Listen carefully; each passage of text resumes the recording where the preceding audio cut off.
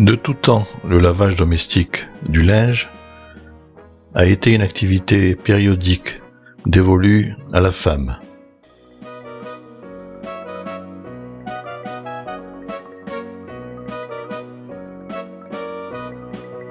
Autrefois, il était effectué à un point d'eau, une fontaine, une mare, un étang, un cours d'eau.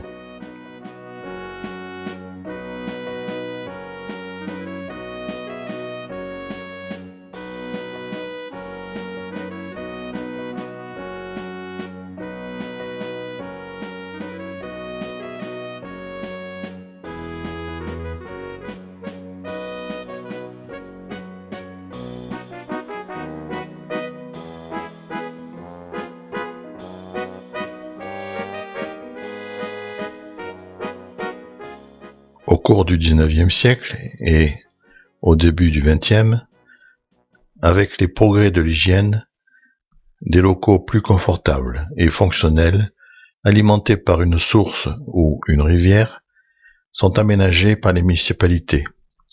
Ce sont des lavoirs.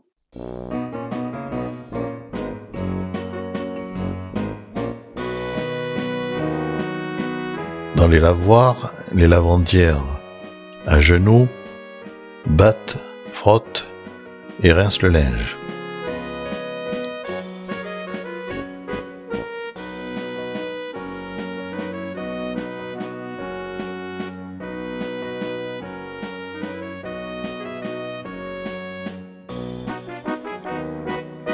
Si les premiers bâtiments réservés au lavage apparaissent au XVIIIe siècle, c'est au siècle suivant qu'ils vont proliférer dans tout l'Hexagone.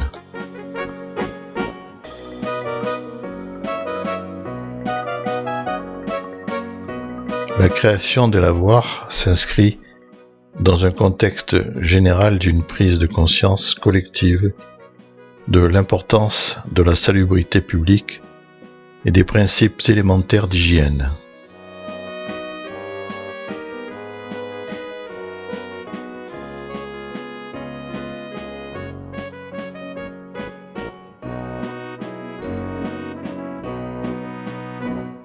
Les progrès de la médecine invitent à mieux surveiller l'eau et l'évolution des techniques permet de mieux maîtriser son acheminement.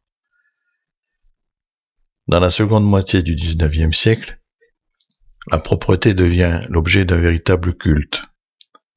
On encourage l'entretien du linge et la spécialisation des lieux et des usages de l'eau.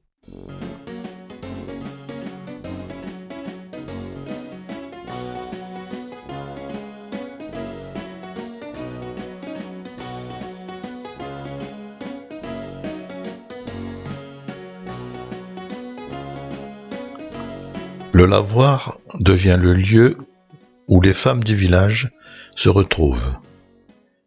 C'est l'occasion d'échanger les dernières nouvelles. Il était de tradition de dire qu'au lavoir, les langues étaient aussi vives que les battoirs.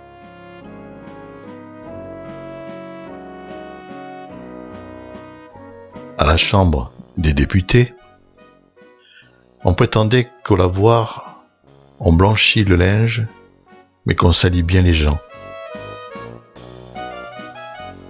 Encore maintenant, de nombreuses expressions populaires sont restées dans le vocabulaire.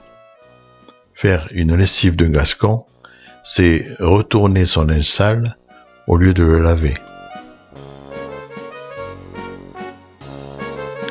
Les lavoirs évoquent une période aujourd'hui révolue. Peu à peu désertés, ils sont souvent abandonnés aux ronces et à l'écroulement.